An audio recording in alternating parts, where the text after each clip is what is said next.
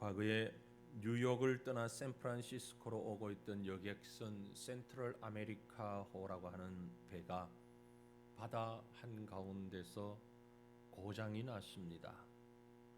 배 안으로 물이 새어 들어오고 있고 다급한 선장과 승무원들이 구조 요청 신호를 보내고 있었습니다. 마침 부근을 지나던 다른 배 하나가 그 구조 요청 신호를 보고 달려와서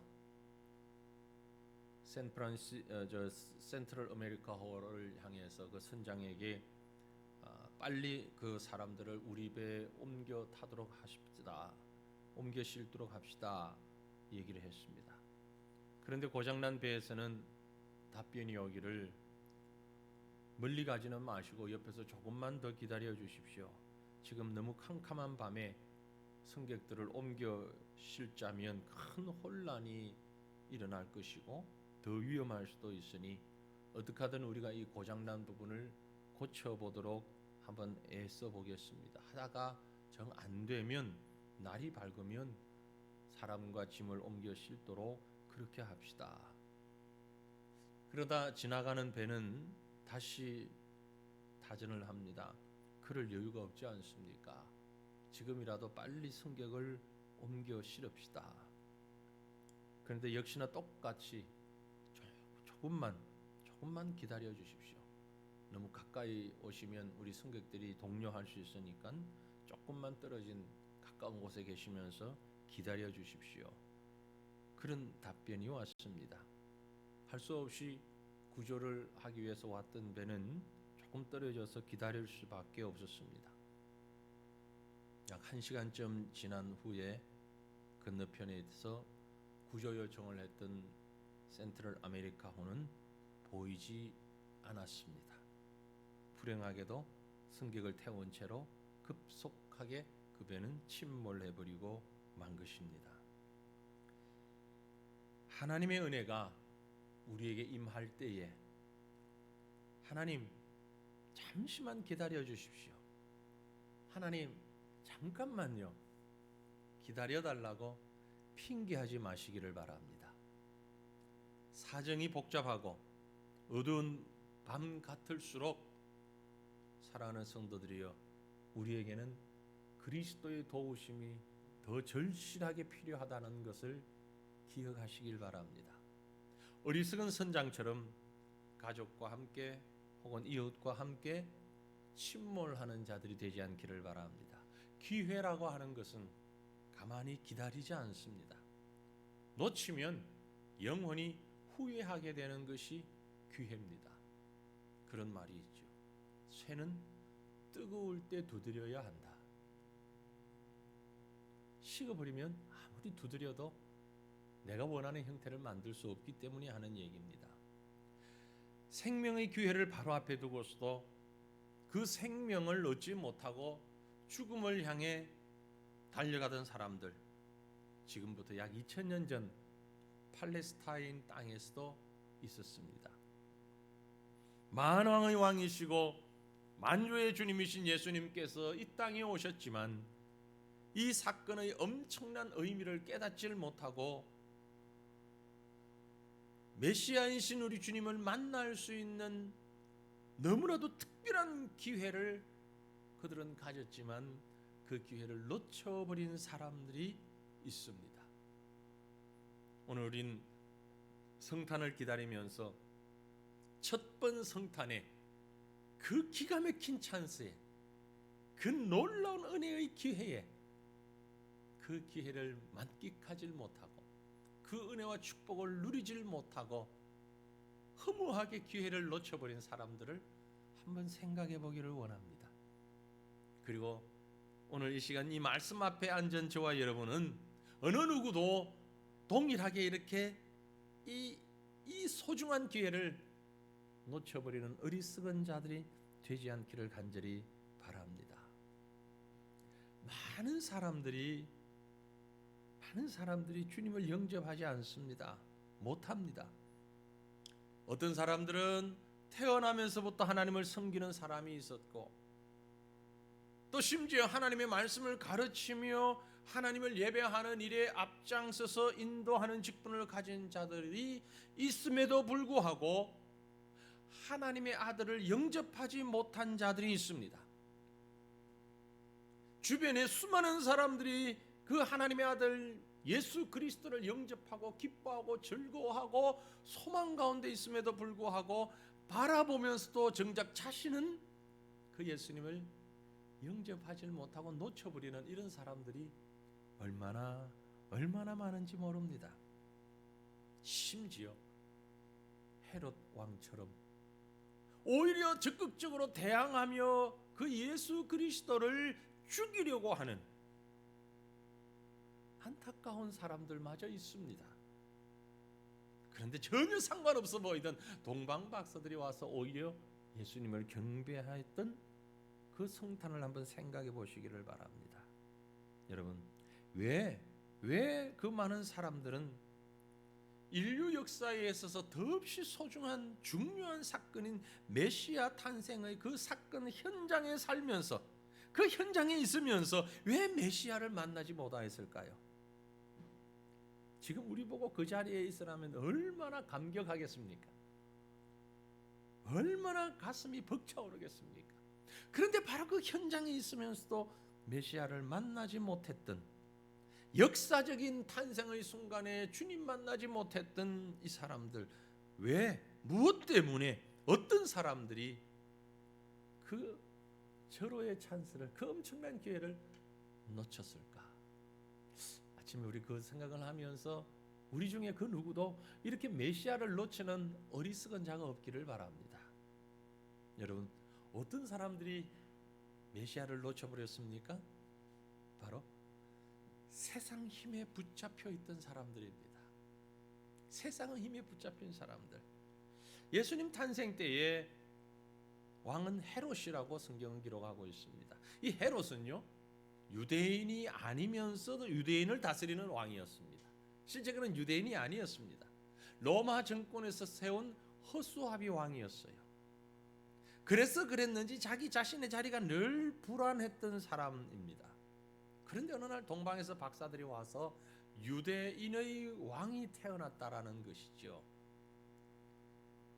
분명히 성탄의 소식을 들었습니다. 유대인의 왕이 탄생하셨다는 소식을 들었는데 그에게는 너무너무 큰 충격이었습니다. 난리가 날 수밖에요.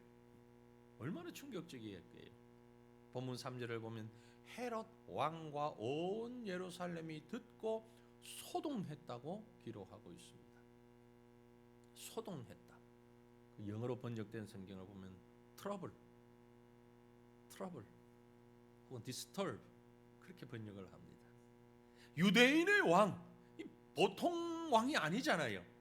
모든 이스라엘 백성이 고대하던 구약의 하나님의 말씀에 약속된 메시아, 그가 유대인의 왕입니다. 죄와 사망에서 자기 백성을 구원하실 메시아, 그는 하늘나라에서 보내주시는 메시아였고 내 삶의 모든 문제를 해결해 주시는 메시아였고 생명을 주는 메시아입니다. 그 메시아가 탄생했다는 얘기, 놀랄 수밖에 없지요.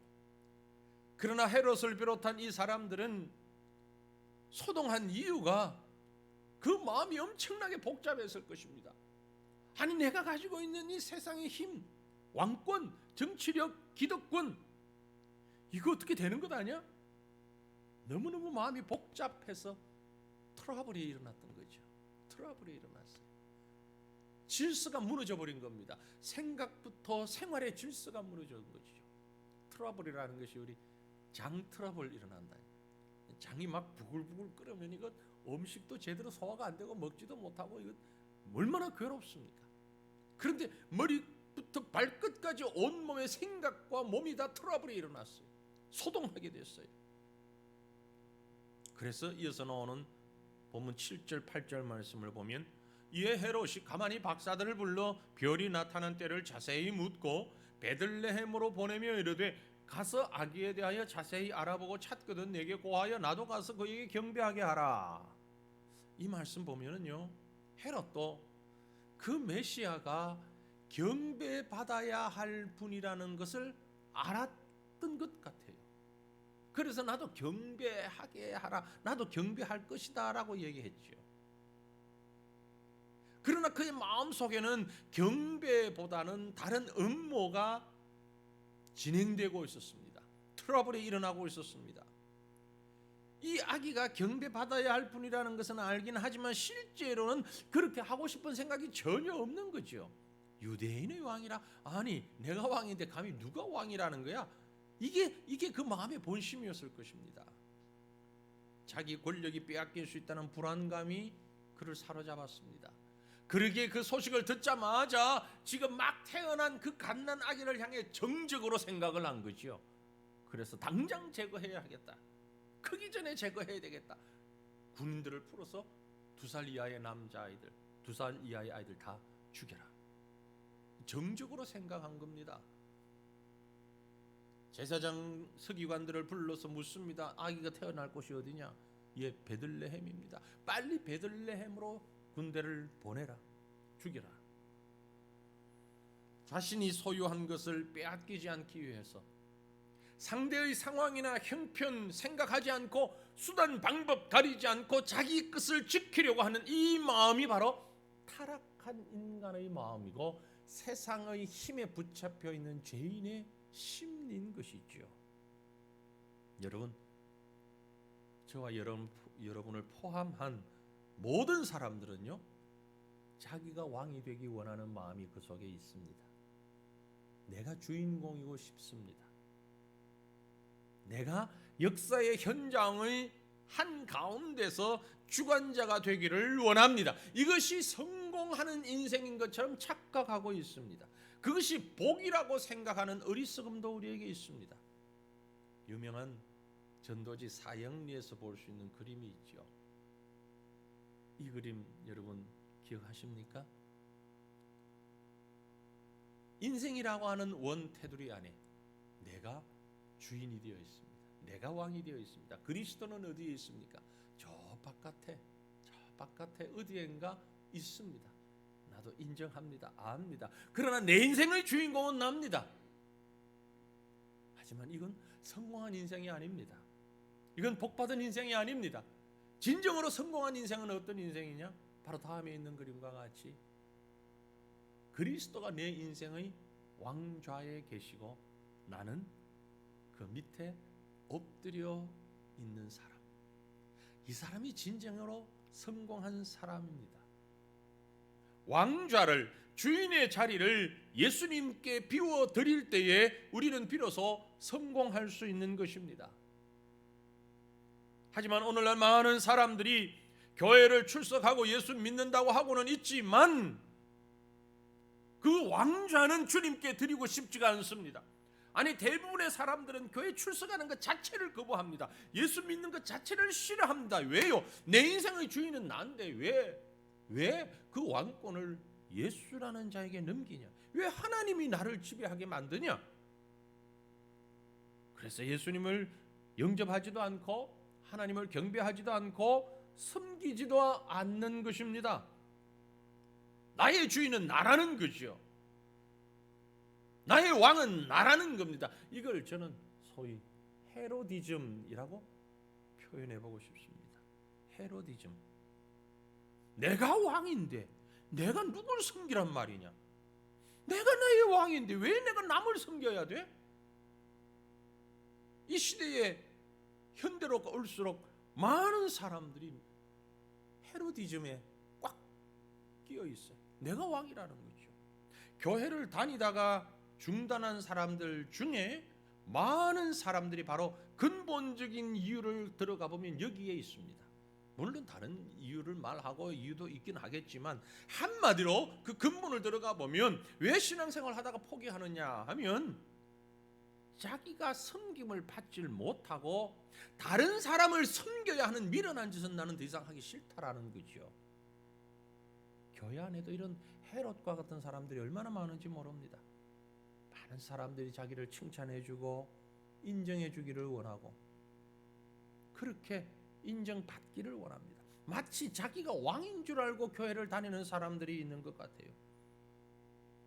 그런 사람들이 더 이상 교회를 다니지 않고 발을 끊는 이유는 하나입니다. 왜냐하면 사람들이 자기를 섬겨주지 않기 때문에 이 상처가 되는 거죠. 그래서 교회를 떠납니다. 내가 왕인데 왜 나를 섬기지 않고 내가 다른 사람을 섬겨야 하냐는 거지요. 그리고 그 사람들이 교회를 떠날 때 이구동성하라 하는 말이 무슨 말입니까? 이 교회가 사랑이 없네. 그 사랑이라는 게 뭐예요? 나를 사랑해 달라는 거지요. 나를 왕으로 인정해 달라는 건데 그러지 않으니까 이 교회는 사랑이 없어. 많은 사람들의 마음속에 헤롯과 동일한 그런 종류의 왕됨의 의식, 헤로디즘 흐르고 있는 것입니다. 헤롯의 이기심과 똑같은 마음 때문에 오늘날도 그리스도를 만나지 못하고 교회 문턱만 드나드는 뜨더리 교인들이 또한 얼마나 많이 있습니까? 우리 교회는 그런 뜨더리 교인이 없는 것 같아요. 코로나를 지나보니까 확실한 것 같아요. 표가 나요. 우리 교회는 그런 뜨더리 교회들이 별로 없는데 한국 땅에는 아직 많이 있습니다. 과천도 한국에 포함된 땅이라는 거 기억하십시오. 수많은 사람들이 헤로디즘에 묶여서 자기가 왕이 되고 싶은 거죠. 사랑하는 성도들이여, 저와 여러분은 어떤 자들입니까? 혹시 교회 나오고 신앙생활하는 목적이 자기 의를 만족하고 왕 대접 받으려고 하는 것 아닙니까? 심지어 하나님 앞에서 자신이 왕이 되고 싶은 것은 아닌가요? 헤롯처럼 권력을 얻고 자기 만족 즐기기 위해 가지고 있는 이기심이 우리 속에 자리 잡고 있지는 않습니까?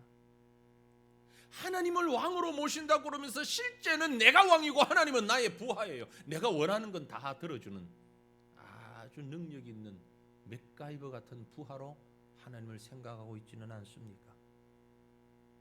여러분, 바라기는 이 성탄절을 맞으면서 우리 주님을 왕으로 인정하시기를 바랍니다. 우리 주님이 나의 왕이심을 고백하시기를 바랍니다. 그분만이 섬김의 대상이고 그분만이 내 인생의 주관자라는 사실을 믿으시기를 바랍니다. 그 사람이 주님을 만날 수 있는 사람입니다. 또한 그 기가 막힌 기회를 놓쳐버린 또 한 종류의 사람들이 있는데 어떤 사람들인가 하면 알면서도 행치 못한 사람들입니다. 당시 예루살렘에는요, 많은 서기관들과 종교 지도자들이 있었습니다. 그들은 하나님을 잘 아는 사람들이었어요. 본문 4절로 6절을 보면 왕이 모든 대제사장과 백성의 서기관들을 모아 그리스도가 어디서 나겠느냐 물으니 이르되 유대 베들레헴이오니 이는 선지자로 이렇게 기록된 바 또 유대 땅 베들레헴아 너는 유대 고을 중에서 가장 작지 아니하도다. 네게서 한 다스리는 자가 나와서 내 백성 이스라엘의 목자가 되리라 하였음이니이다. 이 말씀을 보니까 대제사장과 서기관들은 성경을 아주 정확하게 알고 있었습니다. 그죠? 대충 한 게 아닙니다. 확실하게 알고 있었습니다. 그리고 헤롯 왕에게 분명한 답을 100점짜리 답을 이야기를 했습니다. 성경에는 이렇게 기록이 되어 있습니다. 메시아는 분명히 우리 유대 땅에 그것도 저 베들레헴에서 탄생할 것이라고 기록되어 있습니다. 얼마나 성경을 잘 아는 사람들입니까? 그들은 정확하게 예수님 탄생하시는 장소를 알고 있었습니다. 그러나 그들이 알고 있는 것은 지식에 불과했습니다. 베들레헴까지 아기 예수님의 탄생을 축하하러 온 사람들 중에 아무리 성경을 찾아봐도 대제사장도 서기관도 없었습니다. 기록에 나와 있지 않습니다. 왕 앞에서는 그렇게 얘기를 해도 마음의 한 구석에 믿음이 있었더라면 살짝 몰래라도 갔어야죠. 가서 경배했어야죠. 그렇게 잘 아는데, 그죠? 그렇게 잘 아는데 왜 경배하지 않았을까요? 제일 먼저 달려와서 축하를 해야 할 사람들이 바로 제사장들이고 서기관들이잖아요. 너무나도 잘 아는 사람들인데. 그런데 잠시 놀라고 그걸로 끝. 그렇게 기록되어 있습니다. 그런데요, 성경을 알기는 알았는데 믿지는 않았습니다. 설사 믿었다고 해도 그 믿는 것을 나의 삶에 적용해서 행할 생각은 전혀 없었습니다. 이것이 그들이 메시아이신 주님을 영접하지 못한 이유입니다. 여러분이요, 한마디로 하나님의 말씀은 말씀이고 내 삶은 내 상황이고 성경은 그렇게 말하지만 나는 그 말씀 알긴 하지만 또 좀 더 나아가서 믿기도 하지만 내 생활하고 내 삶하고는 아무 관계 없어. 아니 나는 그 말씀하고 상관없이 살 거야. 그렇습니다.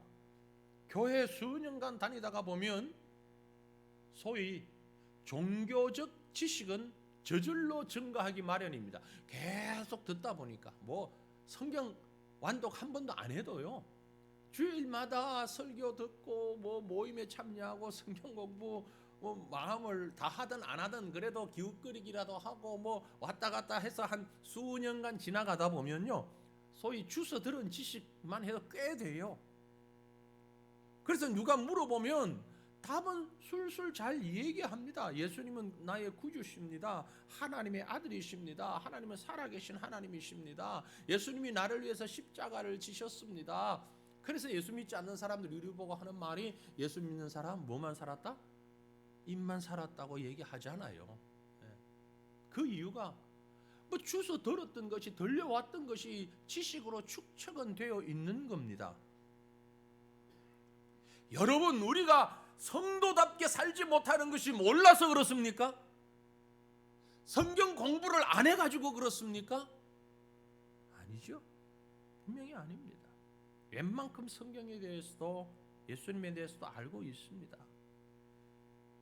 아는 단계를 넘어서질 못하고 있는 거죠. 성경은 아는 단계에서 끝나는 것이 아니라 알며 행해야 하는데 그게 안 되는 거죠.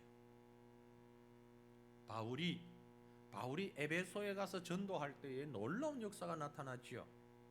바울이 손수건이나 앞치마를 가져다가 병든 사람 위에 올려놓기만 해도 병이 떠나가고 낫는 그런 기적 같은 일들이 일어났습니다. 이 모습을 가만히 보고 있던 마술사들이 비슷하게 흉내를 냈잖아요. 자기 마술을 가지고. 그랬더니 그 마술사들에게 사탄이 뭐라고 했습니까? 사탄이 사도행전 19장 보면 악귀가 대답하여 이르되 내가 예수도 알고 바울도 알거니와 너희는 누구냐? 마귀의 얘기예요. 아는 것으로 만족하지 말아야 하는 이유가 바로 여기에 있습니다. 사탄 마귀도 여러분, 제가 알고 여러분이 아는 것만큼 성경도 하나님의 말씀에 대해서 잘 압니다. 아니요, 마귀는 어쩌면 우리보다 더 하나님의 말씀을 더 잘 알아요. 더 많이 알아요. 그런데 문제는 뭡니까? 알지만 행하지 않는 거죠. 내 삶하고는 아무 상관없는 거죠. 사랑하는 성도들이요, 야고보서 2장 19절 말씀 기억하십시오. 네가 하나님은 한 분이신 줄 믿느냐? 잘 하는도다. 귀신들도 믿고 뜨느니라. 귀신도 아는 걸 넘어서 심지어 믿는다고요. 하나님이 한 분이라는 사실을 귀신도 믿는다고요. 말로만 믿는 믿음은 귀신도 갖고 있다는 얘기입니다. 귀신도 사탄도 하나님이 절대자시고 전능자시고 살아계신다는 사실을 알고 있어요. 그리고 믿습니다. 문제는 그 지식과 믿음에 합당한 삶을 살지 않고 있는 거지요. 오히려 하나님을 대적하죠. 오히려 그리스도를 향하여 손가락질하고 못 박고 죽음으로 위협을 하죠.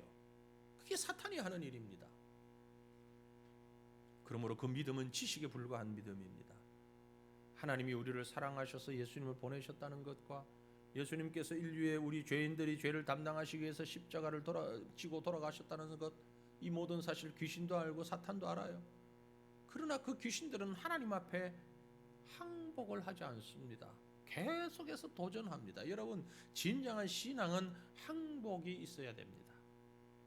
알기는 알지만 예배가 없는 사람, 알기는 알지만 신앙 고백이 없는 사람, 알기는 알지만 봉사가 없는 사람, 알기는 하지만 섬김이 없는 사람, 야고보의 말을 표현을 빌리면 잘한다. 귀신들도 그만한 믿음은 있다. 그렇게 얘기하고 있는 거지. 더 나아가서 야고보 사도는 야고보 2장 26절에 영혼 없는 몸이 죽은 것 같이 행함이 없는 믿음은 죽은 것이다. 그렇게 말씀했어요. 사랑하는 성도들이여, 저와 여러분이 진정으로 주님을 기다리는 참된 성도라면 이번 성탄절이 여러분의 성경 지식과 손과 발이 함께 움직여지는 시간이 되기를 바랍니다. 서기관들, 제사장들 아기 예수님 탄생 장소까지 알았습니다. 하지만 베들레헴까지 찾아가는 발이 없었습니다. 아기 예수님 앞에 내어놓을 수 있는 예물을 내어놓을 수 있는 손이 없었습니다. 손도 없고 발도 없고 머리만 있는 단순한 신앙 지식이었습니다. 이것이 바로 메시아를 놓친 사람들의 비극이고 절망이었습니다. 오늘 우리는 성탄을 온전히 받아들이지 못한 서기관과 제사장들만 탓할 것이 아닙니다. 만약 주님이 다시 오신다면, 오늘 다시 오신다면 우리는 그 주님을 맞이할 준비된 자세를 가지고 살아가고 있습니까? 우린 주님 다시 오신다는 거 확실히 믿습니다. 다 믿죠? 주님 다시 오십니다. 믿으십니까? 네, 다 믿습니다. 안 믿는 사람 여기 한 분도 안 계십니다. 근데 준비는 전혀 안 하고 있습니다. 온전히 예수님을 영접하고 믿음으로 거룩한 삶을 살아야 하는데 아직도 예수님을 믿지 않는 이웃들, 친척들, 정말 그들과 똑같은 삶을 살고 있지 않습니까? 여러분, 우리가 성탄에 드려야 할 최고의 선물은 바로 그들에게도 그리스도의 복음을 전하는 것이고, 그리고 우리가 전한 복음대로 우리가 주님 앞에서 순종하며 살아가는 것입니다. 이번 성탄절을 통하여서 참 믿음으로 아기 예수님을 만나고 경배하고 영광 돌리는 그 현장에 있는 저와 여러분이 되기를 주님 이름으로 축원합니다. 세 번째로 메시아를 놓쳐버린 사람은 어떤 사람들이냐? 우선순위가 다른 사람들이었습니다. 우선순위가 달랐어요. 같은 사건을 기록하고 있는 누가복음의 기록에 보면 누가복음 2장 7절에 첫 아들을 낳아 강보로 싸서 구유에 누웠으니 이는 여관에 있을 곳이 없었기 때문이다 라고 말씀합니다. 우리가 잘 아는 대로 우리 성탄절만 되면은 연극도 하고 이야기도 하고 그림도 그리고 그게 하나의 아주 참 마음의 정서적인 표현처럼 마구간에 누인 아기 예수님을 그리는데 실상을 한번 생각해 보세요. 비참한 일입니다. 그건 아름다운 일이 아니에요. 지금 우리가 그렇게 하지만 실상 그때 그 현장에서는 그건 결코 아름다운 일이 아니었습니다. 생각해 보세요. 여러분의 여기 아이 낳을 수 있는 사람은 지금 거의 현장에 계신 분들 중에는 안 계신 것 같으니까 영상 보시는 분들 중에 계신지 모르지만 아무튼 여러분 자신이거나 딸이 해산을 해야 되는데 해산할 데가 없어서 마곡간에서 해산한다. 마음이 어떨 것 같아요? 아름답다 그런 마음이 들 것 같습니까? 마곡간에서 아기 낳는데 야 이쁘다 그런 마음 들 것 같아요? 아니지요. 아무도 아닐 겁니다. 눈물이 앞을 가릴 겁니다. 그럴 수밖에 없는 상황이 된다면 지금 마리아는 여관 방에도 들어가질 못하고 마국간에서 아기 예수를 출산했습니다. 산모가 출산을 하는데 여관방 하나 내어주는 사람이 없었습니다. 결국 그런 위대한 분이 태어날 곳이 없어서 외양간에서 마국간에서 태어났다는 겁니다. 그리고 구유 위에 누였습니다. 무엇 때문에? 왜 육신을 입고 이 땅에 오신 예수님이 방 한 칸 없이 여관집에서도 문전박대를 당하고 그런 낮은 곳에 그런 지저분한 곳에서 출생하고 누여질 수밖에 없었을까요? 다른 사람은 다 그렇다 치고 왜 이 여관 주인은 뭐 했어 도대체? 이 여관 주인 도대체 뭐 했을까? 여관 주인이 왜 그랬을 것 같아요? 한번 생각해 보셨나요?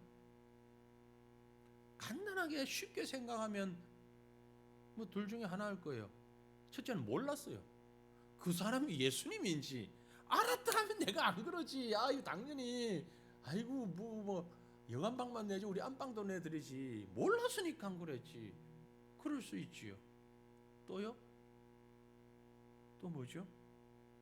너무 바빠가지고 그런 사람이 왔는지 몰라. 지금 때가 어떤 때입니까? 그 나라에서 갑자기 호적 정리하라고 그래가지고 때 아닌 호황을 맞이할 때였잖아요. 전국에서 사람들이 그 유대 베들레헴에 모여가지고 뭐 지금 북적북적 되면서 여관이고 호텔이고, 그때는 호텔이 없었지만 하여튼 숙박 시설이 있는 대로 동인하고 뭐 친척집 갈 것 없이 다 사람들이 북적거리고 있으니까 여관 주인이 오죽 바빴을까? 네, 이해합니다. 이해해요. 돈 버는 일에 지금 아니면 언제 이런 호황을 누릴까? 돈 버는 일에 정신없이 바빴어요. 그리고 그가 예수님인지 누군지도 몰랐어요. 그러다 보니까 아니 푸대접 하고 싶어서 한 게 아니고 그런 대접을 할 수밖에 없었지. 맞습니다. 여러분, 우리 전도하면 제일 많이 듣는 얘기가 뭐죠? 지금 너무 바빴어요. 요즘 너무 바빠서 제가 은퇴하면 예수 믿을게요. 그때 교회 갈게요. 내가 이 바쁜 일 지나고 나면 그때 갈게요. 여관 주인하고 다른 게 뭡니까? 몰랐어. 핑계대고. 교회를 나오고 신앙생활을 하는 성도들 가운데서도 가장 많이 하는 말이, 특별히 연말이 돼서 제일 많이 목사에게 하는 말은 목사님 사랑합니다 말은 제가 한 번도 들어본 적이 없고, 이 연말에 목사에게 하는 말은 목사님 내가 너무 바빠요. 내년에는 이 일을 안 했으면 좋겠어요. 나 일 못해요. 왜 못 하시는데요? 바빠서요. 시간이 없어요. 많이 바쁘십시오.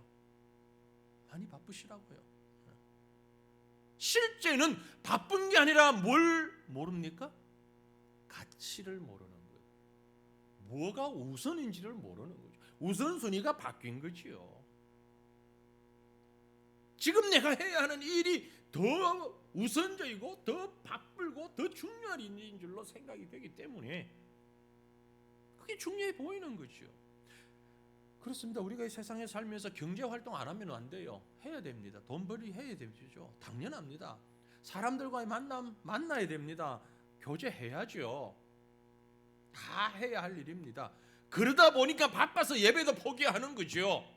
하나님 만난 거 조금 포기하고 친척 결혼식 있으면 거기 먼저 가야 하고, 아주 가까운 사람 집에 무슨 잔치가 있는데 거기 먼저 가야 되는 거죠. 하나님보다는 그게 우선이죠. 지금 우선해야 될 일이니까 바쁘니까 주저 없이 예배를 포기하는 거죠. 예배는 뒷순위로 밀려나는 거죠. 여러분, 여관 주인은 몰라서 그랬다 치고, 그러면 우리는 안 되는 줄 알면서 왜 그랬을까? 안 되는 줄 다 알잖아요. 모릅니까? 알죠. 아는데도 왜 그랬을까요? 김장하느라고요? 청소하느라고? 오랜만에 이불 빨래하느라고? 예배를 못 왔어요. 예배를 미뤄버렸어요. 주님 앞에서 그렇게 말씀하실 수 있겠습니까? 여러분, 도대체 예배가 우리에게 뭡니까? 기도가 우리에겐 뭡니까? 예수를 믿는다는 것이 여유 있는 사람들만이 할 수 있는 일입니까? 정말 바빠도 힘들어도 대가를 지불하고 믿을 만한 분, 그분이 예수님 아닌가요? 아마도 여관 주인은 자기가 내쳤던 마리아가, 요셉이 예수님의 어머니라는 사실을 지옥에 가서 알았더라면 땅을 치고 통곡했을 거예요. 그 황금 같은 기회를 내가 왜 그랬을까? 나중에 우리 가운데는 그 사람을 만날 일이 별로 없을 것 같은데, 혹시 여러분 천국 못 가고 다른 데 가는 분 계시면 그때 가서 그 여관방 주인 한번 찾아보세요. 얼마나 땅 치고 후회하는지. 사랑하는 성도들이여, 여러분은 어떤 것을 우선순위에 두고 살고 계십니까? 무엇 때문에 무엇을 위해 그렇게 바쁘고 분주하십니까? 물질? 아니면 자녀? 아니면 여러분의 어떤 안락한 노후? 여러분, 하늘 보좌를 버리신 주님, 우리 삶의 우선순위로 두시기를 바랍니다. 내 마음, 내 가정, 내 일터의 중심에 예수 그리스도를 모셔드려야 합니다. 그럴 때 우리는 하나님의 자녀가 되는 권세를 누릴 수 있는 것입니다. 이 땅에서 승리하는 사람, 이 땅에서 성공적인 사람, 이 땅에서 지혜로운 사람으로 살게 되는 것입니다. 여러분, 말씀을 맺읍시다. 이번 주간에 우리는 성탄절을 맞습니다. 오늘 금요일이 성탄절이죠. 바라기는 올해의 성탄절은 예년에 우리가 보냈던 그런 성탄절이 아니기를 바랍니다. 이미 우리는 평생 처음 맞는 성탄절 지금 맞고 있습니다. 코로나 때문에. 다를 수밖에 없어요. 예년 같았으면 오늘 오후에 우리 성도들이 다 모여가지고 많이는 안 해도 귤 한 개 까먹으면서 아이들 여기서 노래하고 성경 구절 외우고 춤추고 연극하고 우리도 나와서 찬양하고 예수님 탄생 축복합니다 해야 되는데 못합니다. 못해요. 대신에 오늘 오후 예배에 꼭 여러분 영상으로라도 꼭 보십시오. 아주 멋진 영상이 준비되어 있습니다. 우리 오후 예배 후에 이어서 이 축하 순서를 영상으로 제작을 했습니다. 한 30분 이상, 30분 조금 넘는다고 하는데 시간이 길지는 않지만 그 영상으로 제작을 하니까 제가 어제 그 준비하는 걸 잠깐 보았더니 또 다른 맛은 있어요. 또 다른, 언제 성탄절에 우리가 이런 걸 한번 해봤나? 한 번도 해본 적이 없는 것 같은데 뭐 그렇게라도 지금, 그러니까 분명히 다른 성탄은 맞습니다.